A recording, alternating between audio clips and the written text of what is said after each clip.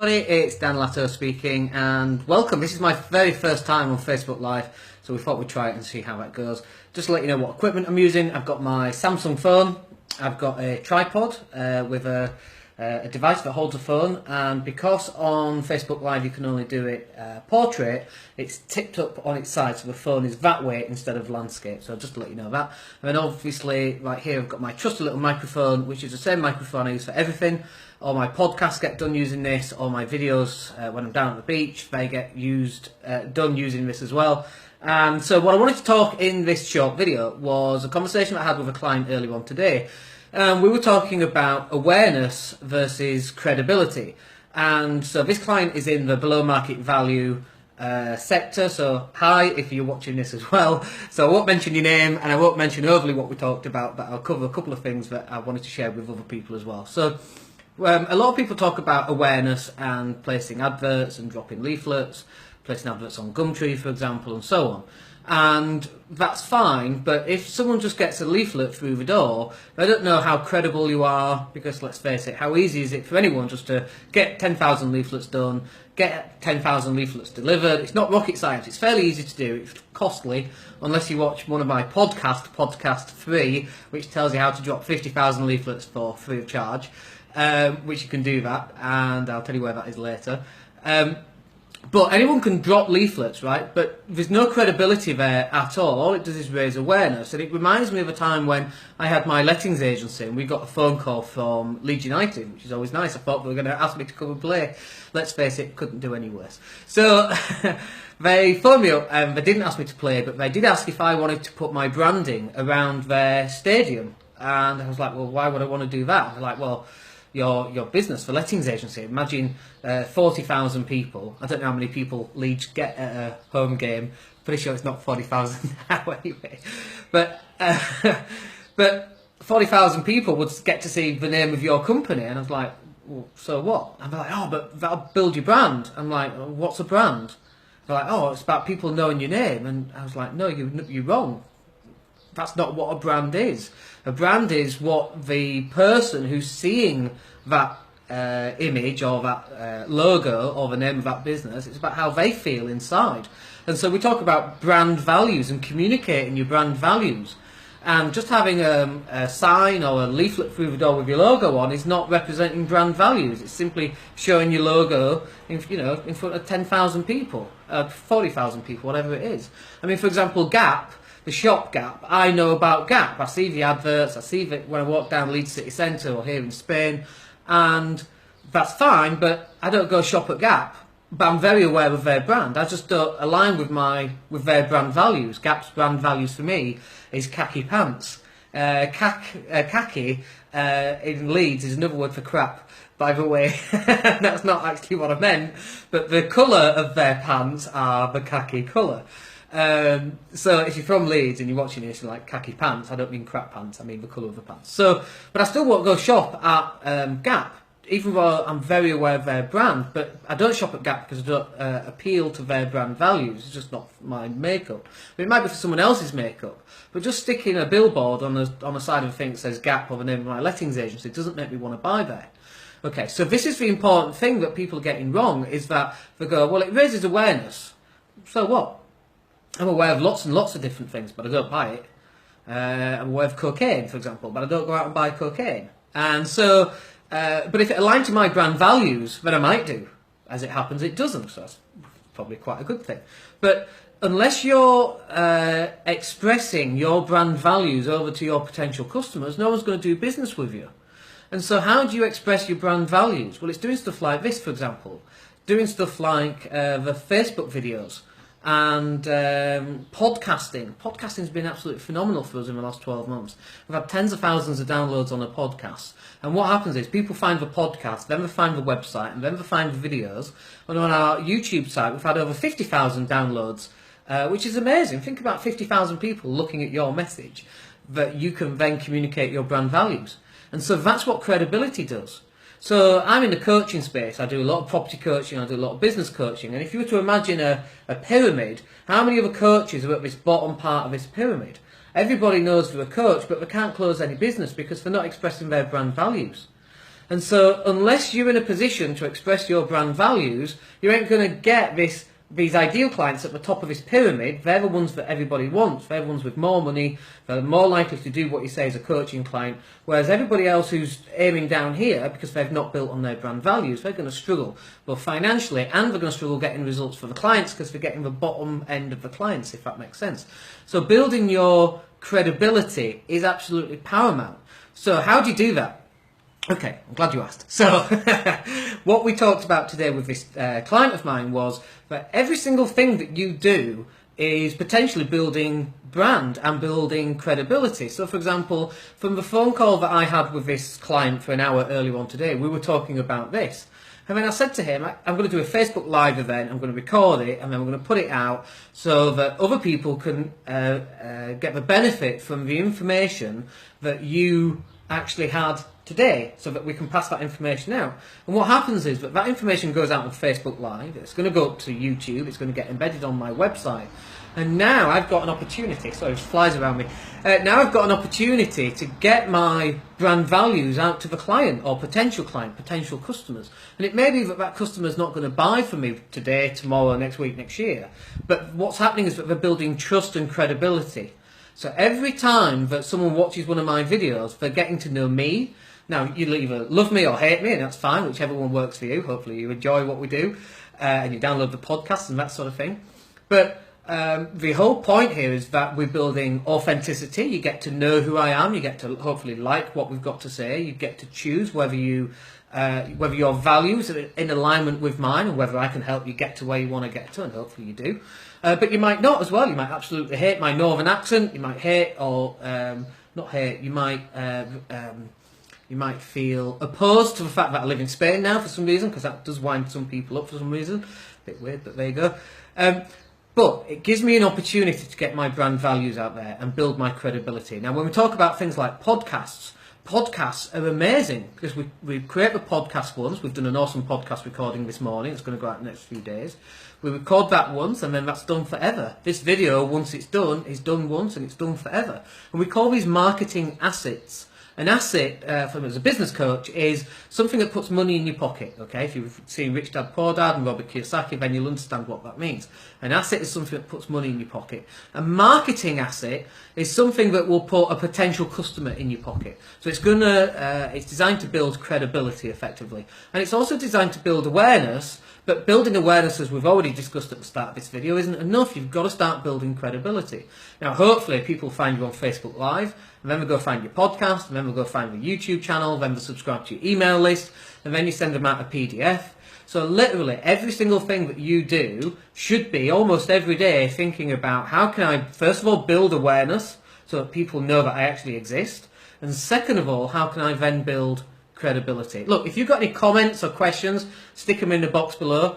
What time is it? So it's 2:15 here, just coming up to here in Spain. I've got nothing on today. So I'm about to watch the NBA playoffs, which is pretty cool, this afternoon. But other than that, I'm here for as long as you want me to be. So if you've got a question, then please stick it in the comments box just below, which I imagine it's below from what you're seeing. But the point I want to get across here is that the credibility part is so important. I was at a networking event just a couple of months ago, actually. And at this networking event, I was sat at the back. I thought, I'll just sit at the back, shut up, not say anything. And, excuse me, at this networking event, there were about 70 people there. And the questions to the panel at the front, everyone was putting their hand up. And the questions were, how do I find more customers? How do I find more clients? And nobody seemed to be able to get this right. And I was sat at the back, and there was a marketing guy at the front, and I thought, I'm not going to say anything. We'll let the marketing guy, he's the guru, the guru sat at the front. I thought, we'll just let him have a go and do whatever he wants to do. So, and he was going through the 7-step process of building a social media campaign and blah, blah, blah, blah, blah. And I was like, I just wanted to stick my hand up, and I didn't, because I felt I was taking away somebody else's positioning, if you like, and I didn't want to do that. But it's really easy. If you want to build your business and you want to start building more customers, you've got to start building up your credibility, and you've got to start getting more content out, relevant, useful content out to your potential customers. So, for example, this video that we're recording right now, we're talking about building credibility through using videos. So not only does this video create the awareness, but it talks about how to build that credibility. And you need a marketing plan. So, for example, today we've already done a podcast that's gone out and it's had a couple of thousand downloads already. That's amazing, right? This is a podcast that we went out 2 days ago. We've got another one we recorded today that's going out tomorrow. But instantly, we get instant credibility and all these people listen to me in the car, driving to work, on the tube, while out running or at the gym or whatever it is that people are listening to. This is why we really recommend podcasts.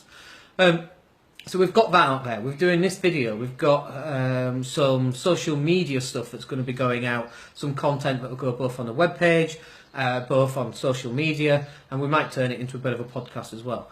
But what we like to try and do is we like to try and get a topic. We're going to talk about a topic, we'll create a podcast about it, we might create a video about it, we might create a PDF about it. And the reason why we use those 3 different mechanisms is because you might not have time to sit and watch this video, which is coming up to 11 minutes. Where does someone fit 11 minutes of watching a video into their lifestyle? For some people who's working 60-hour weeks, they literally, excuse me, they literally don't have time to do that, right? By the way, it's really hard to cough on Facebook Live. You need to clear your throat. But that person literally might not have 11 minutes or however long this video is going to be to actually sit and watch this information. But maybe they've got 11 minutes while they're driving in the car to work to listen to a podcast. Or maybe while they're sat on the pot. Sorry about that, but you know, it's what people do, right? Maybe they've got an opportunity to print out a 4-page PDF and just skim through the PDF to get the content that they need that can change their business. This is why we like these 3 mechanisms. So we like video, because some people are more comfortable with video. I've got an Xbox One, and in between watching Netflix and playing Star Wars Battleground, sometimes we watch YouTube videos. We've got a little young one, so we put Pocoyo on for her. She's only 18 months and she loves that. And so other people might have YouTube and we're watching YouTube through their Xbox. And so this video, which we will upload to YouTube, might be watched. You might even be watching this through your PS4 or your Xbox or your iPad or your iPhone or your Samsung device or whatever that happens to be. I was at my child's school picking up one of my kids over in Leeds last week. 3 weeks ago it was. And one of her friends came up to me and she went, "Oh, I've subscribed to your YouTube channel. I've watched all your videos." And I was like, "Well, that's just weird." "But thank you, I appreciate that." And she said, "Oh, I'm your #1 fan." And it was just like she was 11 years old. And it's just weird, right? Who gets your information? Who's taking that information in? So like those people who've got those podcasts, we've got a mailing list and we know who those people are. We can see what those people open in terms of emails. But there's also a huge number of people, thousands of people in fact, that are listening to the podcast. We've got no idea who they are. There's thousands of people potentially going to watch this video at some point. Maybe in the hundreds, it's the first one, we're just getting started with it, we'll see how it goes. But we don't know who's going to get this information and where it ends up. One of our leaflets for our We Buy Houses for Cash business, which we dropped about 7 years ago, about 2 years ago, it popped up because somebody kept it and filled in a form and we completed on a deal that they had. And that was amazing. This leaflet went all the way up to Scotland for somebody who handed it to somebody else who then phoned up, filled in a form. We then phoned them up and we were able to complete on a deal that they had in the West Yorkshire area. And that's phenomenal, right? This is a leaflet that we did 7 years ago and we completed on a deal 2 years ago. So you never quite know where your leaflet's going to end up. That leaflet is a marketing asset. A marketing asset is something that you create. You create once and then it lasts forever. Obviously a leaflet doesn't quite do it like that, but your website will, the videos that you do, the podcasts that you do, the PDFs that you send out. And then what you can do, by the way, because your mailing list is always churning, people are unsubscribing, new people coming onto it, that PDF that you've sent out, you can then send that out next year or in 2 years. So you can always reuse some of this stuff. You can even make a webinar around the PDF that you've created. So there's always ways of getting content and then repurposing the content, and that's one of the things that we like to do. So we're going to close up. I think we're not getting any comments coming through, so if you want to put a comment down in the box below, then please do that. That would be awesome. If you've enjoyed this, then let me know that too. But just to finish up, I just want you to understand the difference between awareness and credibility. Awareness doesn't mean anything. right? It's just, I mean, I'm aware of lots and lots of things like Gap, right? Like we talked about before. I'm aware of Gap, but I don't shop there. But building brand values and credibility, you know, if Gap had something that was aligned to me and that I thought was cool for my age group, for my race, my religion, which is non-religion, but if they had something that aligned to me, then I might go buy that. Something that makes me feel good, something that makes me, in my eyes, look cool. And by the way, if stuff that makes you look cool is different to other people than it is to you, right? So some people love Facebook Live, and you sat watching it. Thank you, Jason, I appreciate that. So some people are sat watching Facebook Live, and some people just don't want to do Facebook Live. So when we finish this, bear in mind it's a first Facebook Live, what we're actually going to do is we're going to take this as a MP3. Now, I don't think we're going to use it as a podcast. That's something separate. We're probably going to embed it on a website. We're going to allow somebody to download it through, I don't know, SoundCloud maybe. SoundCloud.com will take the MP3, you can upload it. It's a cheap way of doing podcasts without having to pay for podcast software. But I would highly, highly recommend that you get onto creating podcasts. Let me just finish up with this, actually. I get a few more viewers, so I'll keep going. So podcast stuff is really important. I was just in a conversation in LinkedIn. I was telling people about the podcast, and one of the guys came up and said, "Oh yes, I actually listen to all your podcasts now." And I was like, "Well, every business should have a podcast." It used to be sort of 5-10 years ago, every business should have a website. Do you remember those days? And you had to try and get people to have websites, and people push back, "Oh, we don't want a website." And now everyone's got a website, right? And then sort of 3 to 5 years ago, you had to have a Facebook page, and you had to be on Twitter and Facebook and LinkedIn and Instagram and all these other ones. And MySpace, whatever happened to that? I've probably still got an account on there somewhere. But everybody was on those things. Well, things are changing. Now you need a YouTube channel. Now every business should have a podcast. And this guy was like, "Well, I own a pound shop. What can I do a podcast on?" And I was like, now I'm in this Facebook group. It's called How to Feed Your Family for £20 a week, right? So I'm a tight northerner. I can't help it, right? It's just who I am. The 3 rules, by the way, if you don't know the 3 rules: cut your costs, generate cash, invest the rest. They're the 3 rules that we live by. That's how all my coaching takes place. The first one: cut your costs. You can earn as much as you want, but if you're spending more than you earn, you're never going to be wealthy, right? So we've got to cut costs, we've got to increase the income, and the difference between the two, that's the money that we use to invest. So I'm in this group, How to Feed Your Family for 20 quid or less, right? Now, if this chap did a podcast on how to feed your family for £20 a week using the items from the pound shop, and some of the ingredients and some of the recipes that you could make using those ingredients to feed your family for less than £20 a week, then do you think he's going to get people listening to that? Of course, because we've just gone through a double-dip recession, everyone's looking at trying to save money and that sort of thing. Everybody wants to do that. Even I do that. I'm still a tight northerner, I just can't help it, right? So, the other thing that he could do a podcast on, for example, using stuff from the pound shop. Like, I get what he meant. How can I do a podcast on pound shops? Like, I can't do, "Here's a tin of beans, it's £1, it's awesome," on a podcast.